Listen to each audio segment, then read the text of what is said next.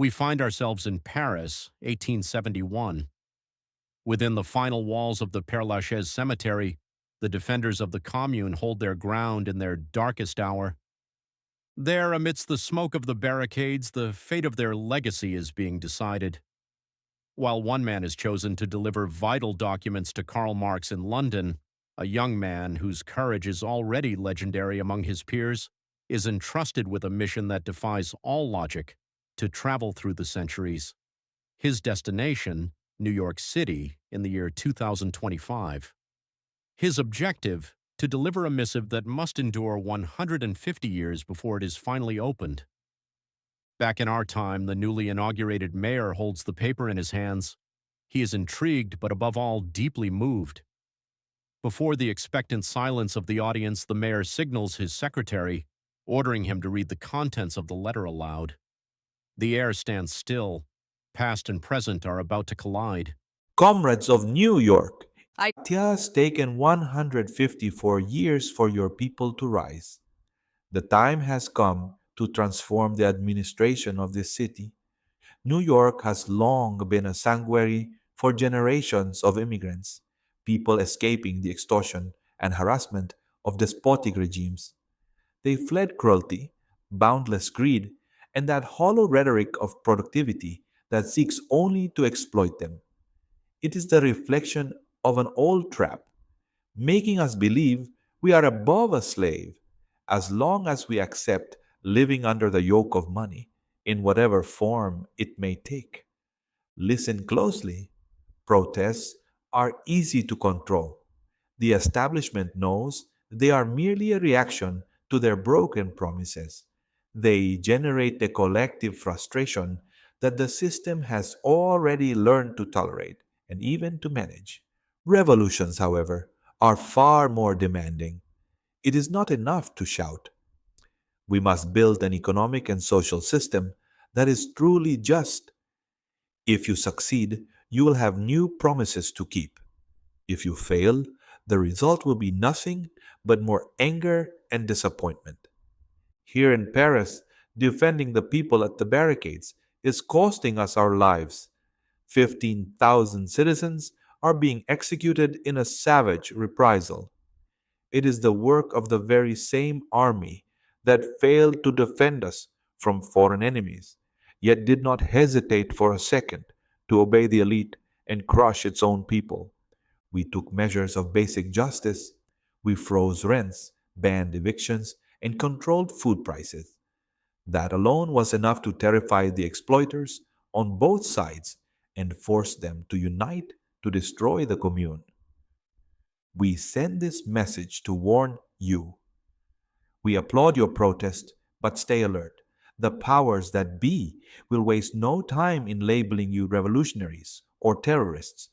They will try to halt your progress, distort your goals, and above all, lead your leaders to the scaffold using their own legal system. Be prepared.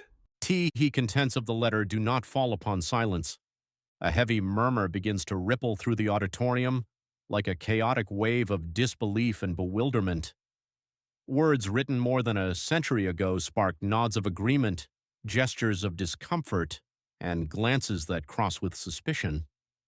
Amidst this rising clamor, one voice manages to command attention. It does so not with fury, but with caution.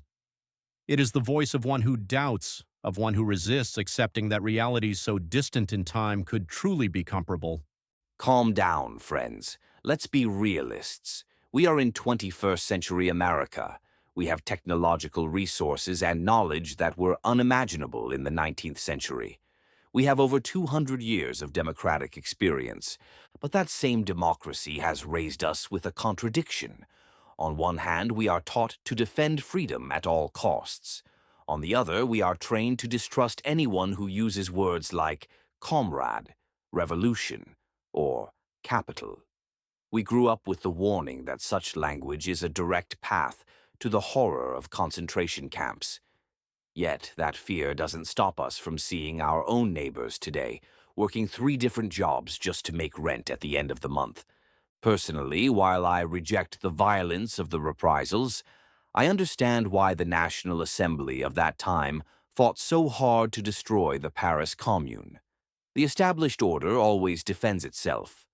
The letter we've read presents every reaction from the state as a malevolent and perfectly calculated plan. But I have worked within these institutions.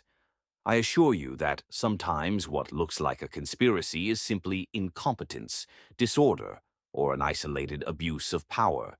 There isn't always a master plan. However, there is something in the letter that does deeply concern me, the warning that we will be accused of being terrorists, even if we are not. In our country, that word is used far too loosely.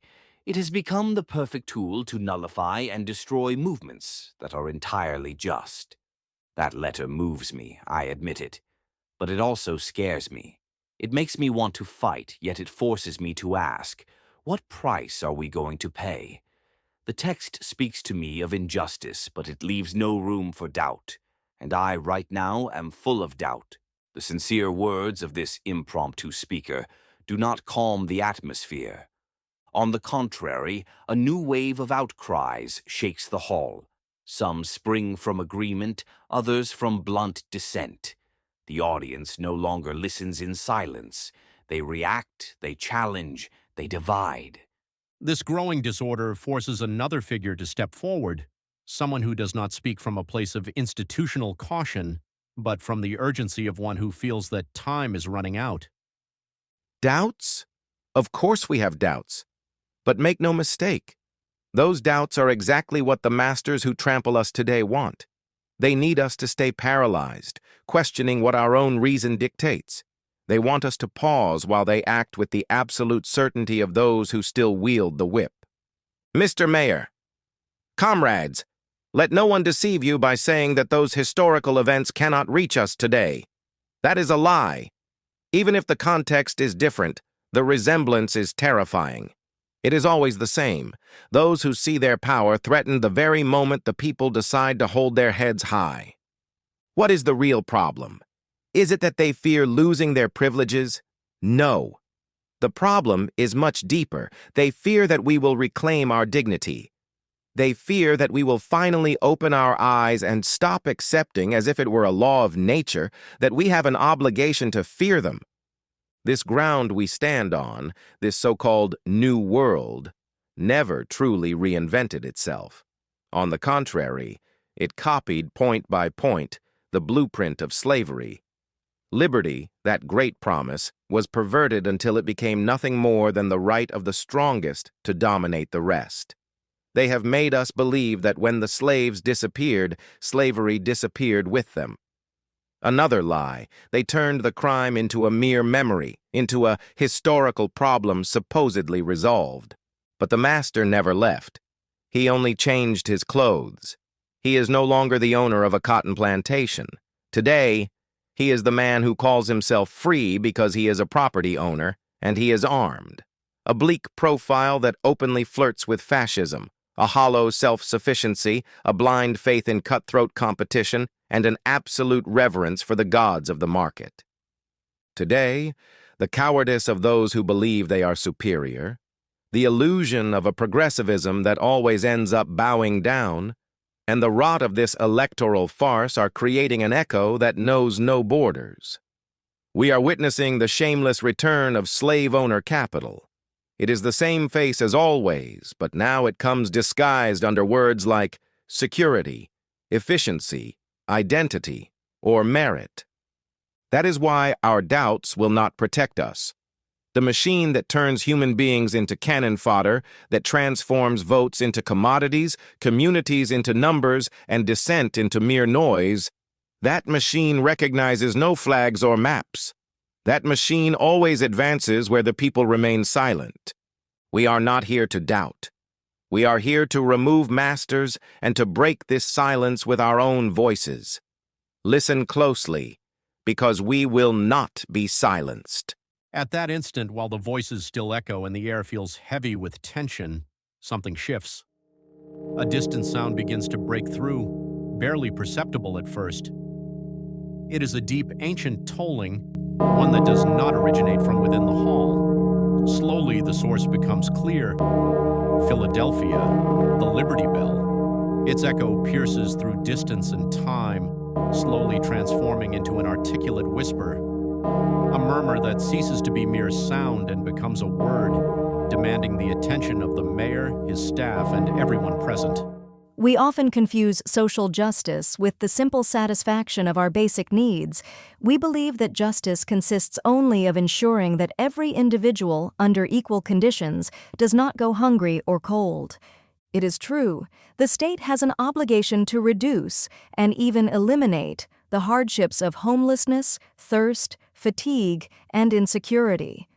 A people whose biological needs are not met cannot be at peace. And fulfilling these demands is the primary duty of any social contract. But listen closely, that is not enough. True justice must go further. It must include the full exercise of liberty and the right of every human being to achieve happiness. We must understand that meditation, analysis, and the construction of a personal creed are fundamental. They provide us with spiritual tranquility and inner peace, but peace is not the same as happiness. Real happiness has nothing to do with the hollow gratification of the ego.